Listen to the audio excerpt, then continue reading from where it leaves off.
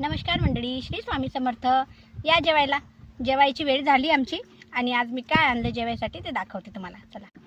रात्री जरा पोळ्या जास्तच झाल्या होत्या म्हणून पोळ्याचा चुरमा केला आणि भात पण होता रात्रीचा, त्याला फोडणी घातलं.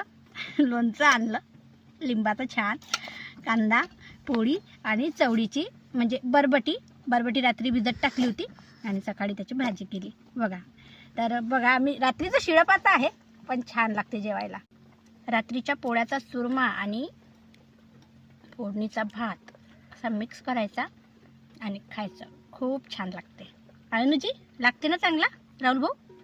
पोळ्यात भात पाहिजे, पोळ्या भात हां राहुल भाऊला पण आवडते.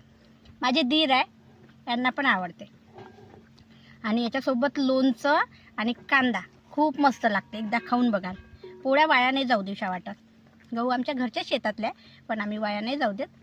उरल्याच पोळ्या तर त्याचा चुरमा बनवते आणि भात उरला तर त्याचा फोडणीचा भात